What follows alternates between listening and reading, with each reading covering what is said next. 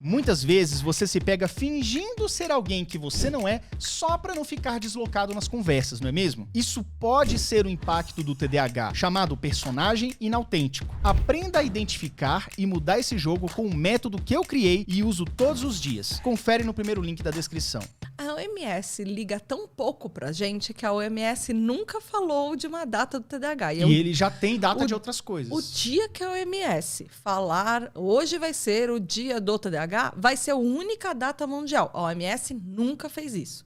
A OMS fez pro autismo. O autismo tem uma data que todo mundo comemora.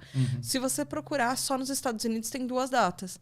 No Brasil, a gente falta a sanção presidencial para assinatura da Semana do TDAH. Agosto. Eu sei, e eu estou olhando todo dia na agenda, que o prazo da sanção presidencial é 20/7. Então, teoricamente, até 20/7 tem que ter uma canetada nesse projeto para ele ser oficial. Então, em agosto, se 20/7 ele assina, 1º de agosto, a gente tem a primeira semana do TDAH e aí já vai nacional. ter a semana do TDAH vai ser uma semana agora. inteira. É. E aí, Eu acho que ela vai cair a 1º de agosto numa segunda-feira na primeira semana. Pelo menos a gente vai lembrar o resto da semana. Mas se cair num domingo ou num sábado, aí dá fuzuê. No dia cair na sexta-feira, a gente vai se lembrar no último dia da semana, praticamente. E às 11h59, igual a gente pedindo, falando pra mãe, o trabalho é pra amanhã, tem que comprar cartolina. 11h59. Cara, foda demais. E aí você esteve aqui, nós estivemos aqui, né? Você veio, foi muito boa a sua participação, inclusive, tá? Deve estar aí, vou deixar na descrição do vídeo, tá? Descrição do vídeo. Falando com o Marcos aqui. Marcos, a gente deixa na descrição do vídeo, depois que terminar, a apresentação. Você tem canal no YouTube? Como é que a gente acha o teu fragmento, a tua... Eu publiquei com legenda no Instagram.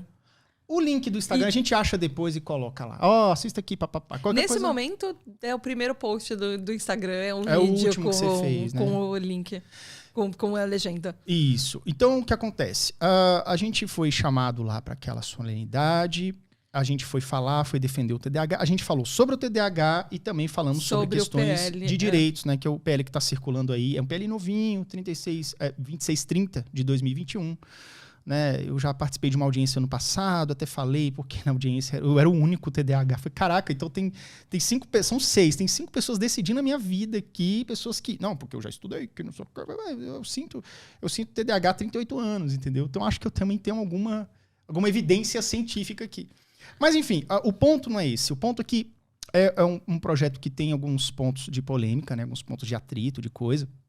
Principalmente, assim, a gente tem alguns direitos que eu acho que são importantes a gente ter.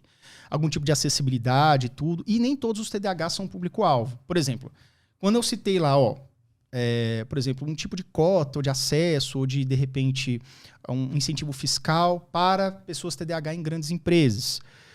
Não é público-alvo para mim. Por exemplo, eu sou concursado, você também tem o seu trabalho e tudo, enfim. Mas é para aquela galera, velho, que não tem qualquer tipo de expectativa de estabilidade. Uma galera que não tem dinheiro para fazer tratamento, o cara ganha salário mínimo, vai gastar meio salário para, como você falou, você come ou você compra o remédio. E o cara ele é demitido a cada 3 meses. Então o cara não pode financiar. Foi o meu caso, inclusive. Foi o meu também, no iniciozinho. Sabia.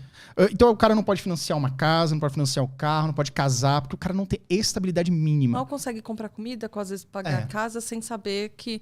E na família vai ser a pessoa do... Você ouviu seu primo concursado? Você vai fazer um concurso que seu primo conseguiu. Do caralho. Exato. E o ponto é o seguinte, indo direto ao assunto.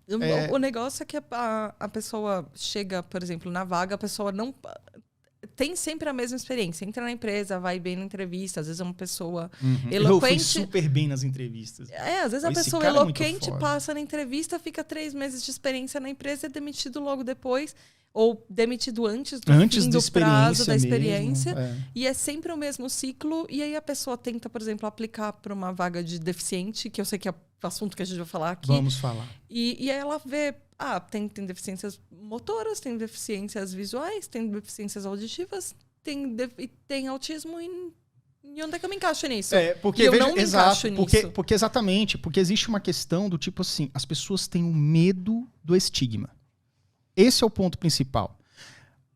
Vamos voltar à sua fala aqui. Você falou agora. O cara é demitido a cada 3 meses, vive numa situação, perdoe a palavra, desgraçada, porque o cara tem a sua inteligência, o cara manda bem, ele é solto na entrevista. Pô, esse cara é foda, vou contratar e tal. Mas o cara não se encaixa. Tá ali... Ele ainda não é o Michael Phelps na natação. Ele é o Michael Phelps indo pro escritório. Se fudendo, porque ele não vai nadar no escritório. Exatamente. O Michael Phelps no escritório. Isso. Porque o Michael Phelps é TDAH e ele brilha na natação, mas alguém falou pro Michael Phelps, vai ser igual seu primo concursado. E aí ele foi fazer concurso. Ele não ia conseguir. Mas enfim, voltando ao assunto, o que acontece? Aí o cara vai lá e fala assim, porra, velho, eu só posso me fuder nessa vida? Então eu vou fazer um concurso e vou botar vaga pra deficiente. As vaguinhas lá, os 10%, eu acho. E aí, não, você não se enquadra. Um cadeirante... que é uma pessoa que tem deficiência física completamente justificável e tudo, tarará, tem vários benefícios já garantidos por lei, o cara tem acesso, mas vem cá, o cara vai trabalhar num cargo administrativo, onde a adaptação dele é tipo assim, ele não pode carregar caixa, ele vai ter que ter uma rampa de acesso, vai ter que ser um ambiente com a sua adaptação, para ele poder entrar, se locomover sozinho com a sua cadeira de rodas, vamos supor, tá? Tô dando um exemplo hipotético. Mas o cara vai estar com o intelecto ali pleno, para fazer uma atividade administrativa, para ser organizado, para organizar os seus papéis, para não atrasar o relatório. Ou também, o cara vai... É tipo assim, ele vai estudar bem para essa prova, ele vai se posicionar bem nesse concurso, porque o cara ele vai estar sentado, mas vai estar estudando com o seu intelecto neurotípico. O cara com TDAH, por mais que ele tenha uma vantagem de poder andar, o cara já não vai estudar para esse concurso. O cara, se estudar, às vezes esquece de fazer a última página roda, ou às vezes fuga o tema, fazer a redação, o cara escreve bem, mas fugiu do tema, tirou 0. Então, o cara tem uns atrapalhos ali, intelectuais, atrapalhos intelectuais. Tu falou intelectual inferior. Não me entenda mal, o pessoal adora entender o mal que eu falo. Então, ele tem alguns atrapalhos, prejuízos intelectuais que vão prejudicar ele numa prova, numa aptidão, e o outro que é cadeirante, mas tem a sua mente neurotípica. O tropeço cognitivo do TDAH. Tropeço cognitivo. Mas vamos lá, eu tô me enrolando demais já. O ponto é o seguinte, nós não somos deficientes. Que absurdo. Eu não quero estacionar na vaga de deficiente, eu não quero não sei o quê. As pessoas falam isso, costumam falar, né? E com certa razão. Por outro lado, a gente fica nessa assim, não, beleza, eu não sou deficiente, não vou carregar esse título, essa bandeirinha, sei lá, mas vou continuar não passando nos concursos, mas vou continuar sendo demitido a cada 3 meses e achando isso excelente até o final da vida.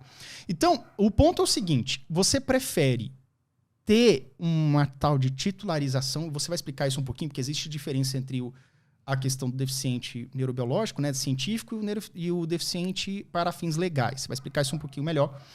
É tipo assim, você quer ter direitos que possam te ajudar a ter uma vida mais estável, ou você quer se fuder até o final da vida? E quem sabe na próxima reencarnação você consiga algo melhor para sua vida. O que você pensa sobre esse tema, sobre esse assunto? Então, quando eu falo muito de TDAH como deficiente, eu comecei a ter essa ideia de então, calma lá. Eu li a legislação e os artigos que encaixam o autismo em deficiência. E aí, quando eles falam de autismo como deficiência, eles citam que, por exemplo, a carteirinha do autismo para ter os direitos de deficiente se baseiam no laudo, no diagnóstico, com base no CID-10. A atualização do CID-11 coloca o TDAH junto com o autismo. Então, todas as vezes que eu falo de TDAH como deficiência, assim como meu discurso, por exemplo, na Câmara ontem, eu uso muito a definição da OMS, que ela fala das barreiras no ambiente. Existe um pensamento, uma linha de pensamento, que inclusive da própria OMS, que ela fala assim, que todos nós, um dia na vida, vamos ser deficientes. Porque a gente vai envelhecer e o nosso corpo não vai responder da mesma maneira quando a gente era jovem. Então, a gente tem como ser humano que se entender e se acostumar com a possibilidade de a maioria de nós, numa idade avançada, vamos ter algum tipo de deficiência, seja ela cognitiva, você pode ter uma deficiência de memória, você pode ter uma deficiência motora. Imagina o Yuri com 90 anos de idade. Não vai ser o mesmo de hoje. Então, a parte da OMS, ela fala de barreiras no ambiente. Existe essa linha que fala que a sociedade é deficiente para não acolher as pessoas que há a deficiência na sociedade de entender e acolher todo mundo no mesmo nível. Então, por isso, existem barreiras que fazem com que pessoas neurotípicas e pessoas neuroatípicas não tenham as mesmas condições, não tenham os mesmos acolhimentos. Você coloca um neurotípico e um TDAH para fazer a mesma coisa no mesmo nível. A gente sabe que vai ter diferenças. Que em alguma hora ou outra vai aparecer uma diferença. Exato. Então, esse negócio e eu entendo muito isso. Não é necessariamente assim. Eu não vejo a palavra deficiência como uma palavra de demérito. Não é uma palavra ruim. Deficiência significa diferente. Deficiência significa que o jeito que as coisas funcionam não são necessariamente as mesmas condições para todo mundo e a sociedade não está adaptada do mesmo jeito que para todo mundo. Então, eu não vejo deficiência é ruim. Deficiência é só uma outra maneira. Por isso que eu sempre... eu estou tentando aprender a não falar certas palavras porque elas têm uma carga. A mesma coisa que a gente fala, você falou, eu vivo falando isso também. TDAH não é um déficit de inteligência. TDAH, ele tem questões cognitivas, mas ele não é um déficit de inteligência. Existem questões de déficit de inteligência para outros transtornos e outras coisas. E aí, voltando no que eu tinha falado do autismo no CID-10, quando o TDAH se encaixa no CID-11, no mesmo grupo do autismo, ele abre um precedente legal na lei brasileira que, se ele usa o CID-10 para pautar o diagnóstico de autismo na lei que coloca o autismo como PCD, a gente pode usar exatamente da mesma legislação para usar o CID-11 que estão todos no mesmo grupo. Porque os impactos cognitivos do autismo e do TEA, do autismo e do TDAH são os mesmos, por isso que eles estão no mesmo agrupamento. Agrupamento, gente, não significa... É a árvore, né? Pode falar. Agrupamento não significa que TDAH e TEA são a mesma coisa. É a mesma coisa assim. Por exemplo, você tem o grupo dos mamíferos. E aí, dentro do grupo dos mamíferos, tem os golfinhos, tem os gatinhos, tem os cachorrinhos. No grupo dos gatinhos, tem o gato e tem o tigre e tem o leão, que são felinos completamente diferentes. O leão e o tigre não são o mesmo felino, mas eles são felinos. Então, é a mesma coisa. Nós somos primos próximos. TDAH e TEA são primos próximos. No CID. E aí, dentro do CID, tem outras famílias. Aí tem a família das plantinhas, tem a família dos golfinhos, tem a família... Então, tem outras famílias no reino animal, no reino de vida, assim, coisa assim. Sim. E esse é o CID. O CID é um grande dicionário, uma grande classificação que coloca tudo. Ele coloca... se, por exemplo, na lei brasileira está isso também. Se você tem uma deficiência, sua deficiência aparece no CID. Então, se você tem uma deficiência motora, ela vai aparecer no CID. Se você tem uma deficiência neurológica, se você tem uma deficiência, por exemplo, visual ou auditiva, ela vai aparecer no CID e ela é pautado nisso. Então, por que o TDAH e o TEA estão agrupados? Porque no conjunto de sintomas, é uma coisa que às vezes a gente não fala muito, mas em alguns pontos eles são extremos opostos. Mas a quantidade de sintomas que tem parecidos ou iguais, por exemplo, a gente estava falando das estereotipias, o hiperfoco. Então, quem tem hiperfoco vai ter a perda da miopia temporal. Quem tem algumas questões, sensibilidade, hipersensibilidade, TDAH tem hipersensibilidade, autista tem hipersensibilidade, às vezes... Existem diferenças sutis, mas ela é a mesma coisa. Em graus diferentes, mas é a mesma coisinha ali, mesma sintominha ali, né? Eu tenho, por exemplo, algumas... e às vezes mais do que menos, mas às vezes algumas coisas sensoriais, para mim, são muito difíceis. Por exemplo, no voo, eu sempre carrego... para dormir, eu só consigo dormir com protetor auricular.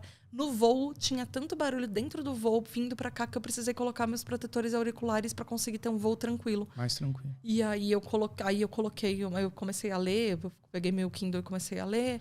E tem algumas coisas, temperaturas às vezes me atrapalham muito. Se o tecido de uma roupa às vezes está é um tecido duro, às vezes por exemplo, no ambiente de trabalho que eu não posso trocar aquela roupa. Já fiquei o dia inteiro me incomodando com uma etiqueta que estava me incomodando. Às vezes eu não conseguia me concentrar no trabalho. Então, TDAH tem isso, não sou só eu. TDAH, de uma forma geral, pode ter isso. A gente ouve, o Yuri é muito calorento, a Tata é muito friorenta. O fato da temperatura não estar a temperatura ideal para você naquele momento vai te atrapalhar de não fazer o seu trabalho direito. E você vai ficar, nossa, eu tô com muito frio, abaixa esse ar. A ponto de você não conseguir fazer mais nada enquanto não resolver esse ar. E tem diversos fatores que são muito iguais e as pessoas acham que atrapalha menos. Não existe autista é mais deficiente que TDAH, TDAH é mais deficiente que autista. Por isso que eu entendo... Qual o prejuízo no seu dia a dia, né? É grande, é muito. E é um prejuízo social, prejuízo de vida, é um prejuízo da cara não conseguir se estabelecer socialmente na grande maioria dos casos. Eu tô falando da maioria dos casos. Mas eu sou TDAH e tenho um PhD, não sei o que. Beleza, cara, você é minoria. Saiba disso. Porque a maioria é a estatística do TDAH, é evasão escolar, é não conseguir se estabelecer, é ser preterido na família, não conseguir se estabelecer num relacionamento. E PhD não quer dizer nada. Eu tenho 2 diplomas, assim, só de faculdade eu tenho 2 diplomas. Uhum. Não significa que eu fui menos demitida por isso. Não significa que... Que você teve uma coisa profissional brilhante porque você tinha 2 diplomas. Mesmo assim, né? Eu acredito... Eu gosto muito de usar o autismo como... Os autistas, na verdade, como exemplo, porque eu admiro demais a luta deles, porque eles são, tipo... Pra mim, eles são o nosso primo que conseguiu. Uhum. Eles são os nossos primos que chegaram e tiveram direitos... de coisas que eles lutaram e passaram décadas lutando e a gente está chegando nessa luta, nesse rolê agora. Então, por exemplo, a parte do que eles chamam, que agora é o usual e é o que reconhecido na OMS, de nível de suporte 1, nível de suporte 2, nível de suporte 3, a gente poderia aplicar a mesma coisa no TDAH. Uhum. Por exemplo, você e eu, a pessoa que está olhando do outro lado, a pessoa pode achar, Tato e Yuri são pessoas seriam, entre aspas, nível de suporte 1. Mas isso depende da sua adaptação e esse nível de suporte. Que você está. Exato. Na minha casa, dentro do meu ambiente controlado, eu posso mudar de nível de suporte às vezes, porque o ambiente está controlado para mim, mas em outros ambientes, às vezes... Ou indo para um trabalho, para o escritório novo, você vai para o nível de suporte 1000, porque, mudou completamente, você não se adapta de jeito nenhum. E eu, por exemplo... E é a mesma pessoa. E o que eu faço dentro da minha casa para me adaptar... Eu nunca conseguiria, por exemplo, fazer dentro de uma empresa. Eu literalmente levanto com o celular na mão para resolver problemas no celular. Enquanto eu faço uma maratona em casa, eu fico rodando, circulando a sala. Uhum. Depois eu vou da sala para os corredores dos quartos e depois eu volto.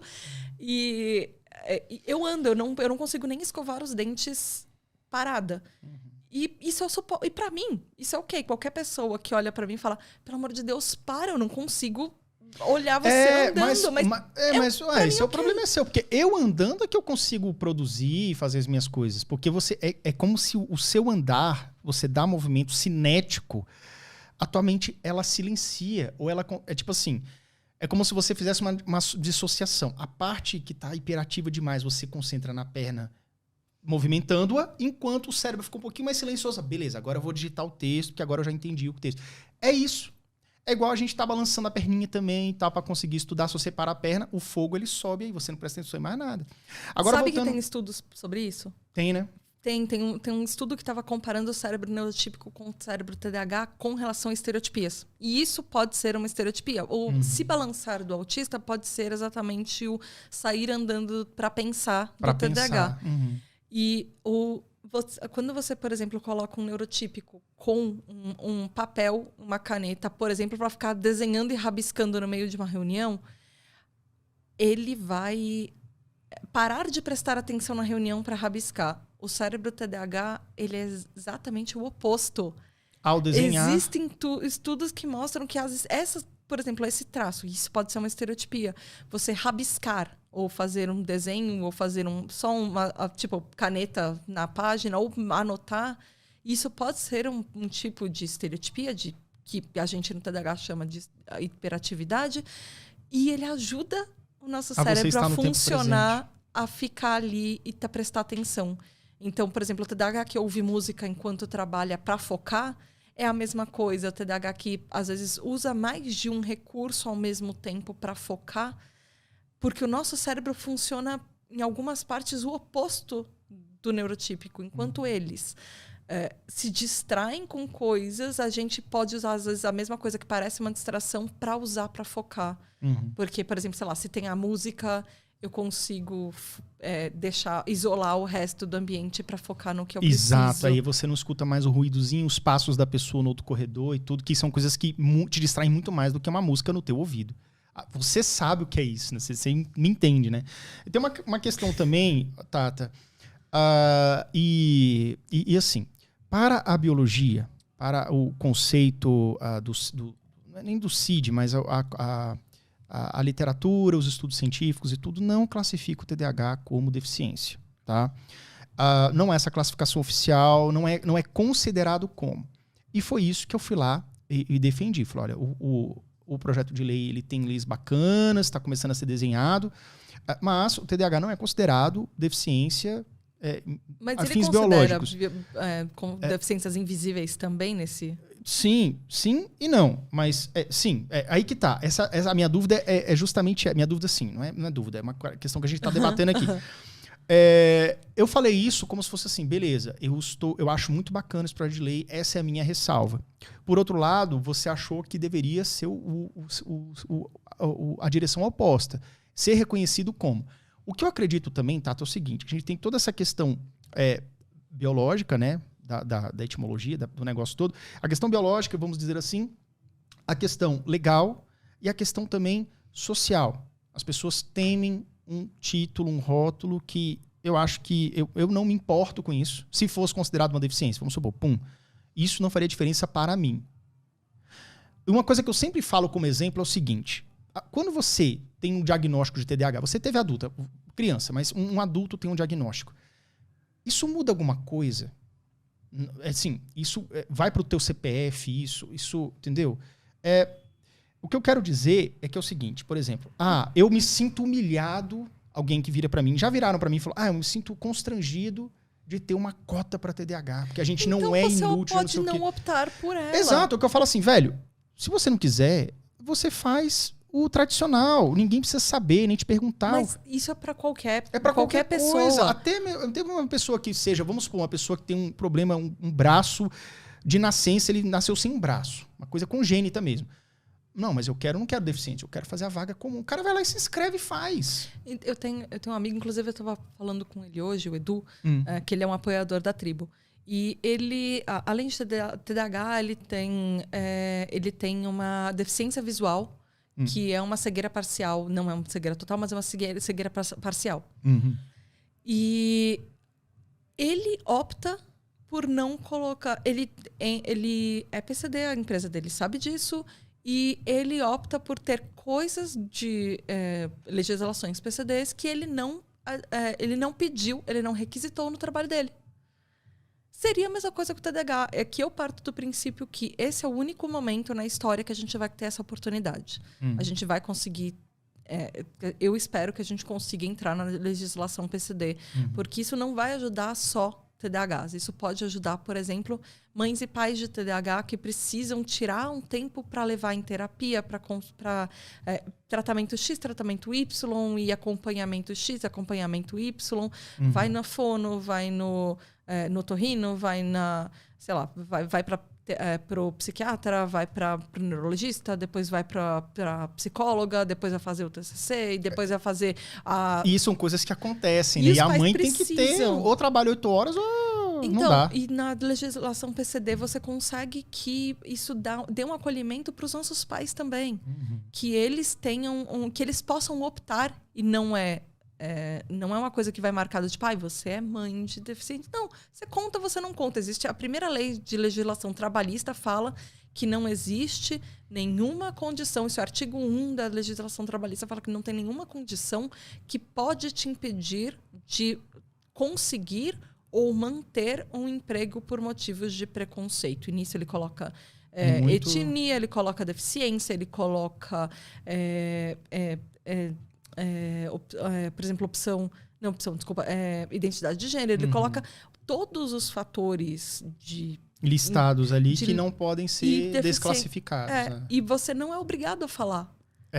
você nunca é obrigado a falar ou revelar em algum momento, antes da entrevista, durante a entrevista, depois da entrevista, depois que você já está 10 anos do emprego. É uma opção sua não só falar, como requisitar formalmente direitos. Então, assim, sabe aquele negócio? A gente não tem direito nenhum. Você não tem como tirar de quem já tem 0? Não dá para ficar com menos 1 direitos? Então, eu não vejo... Então, você acredita, quando você defende isso, você pensa muito na questão da OMS... E do questão da legislação autista. Da legislação autista, né? Dos direitos que eles conseguiram. Deles, do base deles. E você acredita que se fosse, do tipo assim, fosse considerado, a partir de hoje, TDAH é considerado deficiência. Aí você acha que, por padrão, chegariam vários direitos de uma vez, assim, que seriam muito benéficos para as pessoas com TDAH e para os pais das pessoas com TDAH, que vale a pena você ser enquadrado. É só o que você defende. Eu queria ser sonhadora e achar que vai chegar, assim, assinou dia 31 de dezembro, 1º de janeiro vai chegar. Não, os próprios autistas assinaram a legislação autista e agora você está vendo em alguns lugares... que colocam uma fila especial, fila, ou colocam... Tem alguns lugares que estão pintando faixas de estacionamento para autistas e não só para cadeirante ou idoso. Mas é assim, agora... Quantos anos já assinaram isso? Nossa, muito tempo já. E como é que está sendo isso na prática, no trabalho, na escola? Hoje, a gente está vendo que algumas empresas no site, quando você vai aplicar para a vaga, lembram do autista. Daqui a quantos anos isso vai ser aplicado na prática para o TDAH? Mas eu tenho certeza que a diferença do tempo entre hoje isso entrar, por exemplo, no texto da Câmara e vamos supor que ela é aprovado e isso entrar na prática de quando isso poderia ser, por exemplo, aplicado na prática para TDAH, vai ser ainda um tempo muito menor do que se a gente passar essa única chave de oportunidade que a gente teve na história, desde a Constituição de 1988, que estão fazendo quase 40 anos daqui a pouco. Caraca, verdade. Quando vai ser a próxima, daqui a 40 anos, que alguém vai pegar o projeto de lei que vai virar lei sobre TDAH e falar, será que a gente pode revisar isso daqui e colocar uma palavra deficiência? Nunca vai acontecer. Se a gente não conseguir agora, a gente não vai conseguir nunca mais. Então, pode ser uma opção você, Yuri, falar, não quero, não gosto da palavra deficiente, não quero usar, não quero. Mas você opta, né? Mas você não tem, por exemplo, mesmo... E eu sei que algumas pessoas concursadas, e a gente já debateu isso lá dentro do grupo da Tribo TDAH, dos apoiadores, algumas pessoas concursadas têm aquela parte de, eu não quero porque eu tenho medo de exame admissional. Mas se você conversar, às vezes... antes, e você tem a legislação a legislação trabalhista, que é acima de todas as outras, que você não pode demitir uma pessoa por preconceito, ela está acima. Ela tá, não tem só como acima, você ser prejudicado por isso. E porque elas somariam as duas. Você não pode ter preconceito por ser TDAH e não pode ter preconceito trabalhista. Por que você teria... Dá a tal da estabilidade tão desejada, né? Por que você, por exemplo, teria... Porque eu sei que tem muita gente que tem esse medo de posso ser reprovado no concurso X. Eu passei no concurso, mas eu sou reprovado no exame. Mas tem gente que, inclusive, entra no exame e já dá. Olha, eu estou fazendo a prova, declarando que eu sou TDAH porque eu estou tentando a vaga... uma vaga, por exemplo, a hora extra, e eu já declarei isso antes. Sabe, uma hora extra de prova, eu já declarei isso antes. Não tem como você dizer que você vai me reprovar para uma função se eu consigo executar essa função. Ou seja, e o que eu falo também, as pessoas falam assim, mas e aí eu não vou poder tirar carteira de habilitação. Falei, cara, autista também pode, pessoas com visão reduzida às vezes também podem ter carta. E, assim, pessoa que não tem movimento das pernas também pode, dirige com a mão, com os dedos. O que eu falo é o seguinte, cara, se você passou no psicotécnico... As pessoas perguntam isso hoje, tipo assim, TDAH pode tirar carteira? Se você passar no psicotécnico, nada te impede. Já existe uma barreira ali, um filtro... Eu adoro dirigir. Que é o psicotécnico. Eu adoro dirigir também, e rápido. Lewis Hamilton... Lewis Hamilton parece TDAH. Não, ele ele deu uma entrevista falando que ele é. maior... velho, o cara é o maior campeão de todos, velho. Não somos o Lewis Hamilton, não sei como é o seu histórico de carteira de motorista, eu já tive várias batidinhas. Mas hoje eu dirijo bem melhor, hoje eu dirijo bem, eu adoro dirigir, mas assim, tem uma curva de aprendizado que às vezes a curva de aprendizado para dirigir de TDAH é um pouco mais lenta. Tem literalmente algumas lombadas no caminho que você passa reto por elas. Passa num vermelhinho. Coisas que finge que não viu. Mas o típico faz a mesma coisa. Também às vezes faz muito pior, sabe? É a mesma coisa. Tem uma curva de aprendizado de dirigir, porque não é uma coisa que a gente já nasceu fazendo. Assim como qualquer coisa, exatamente, ninguém pode impedir. O que te impede é o filtro natural, que é o psicotécnico, a prova prática. Ai, meu Deus, você provei 3 vezes. Cara, faz 4, você passa. Tem neurotípico que demora, que às vezes por medo, uma fobia, demora 10 exames para passar, porque o cara tomou uma buzinada e traumatizou, enfim.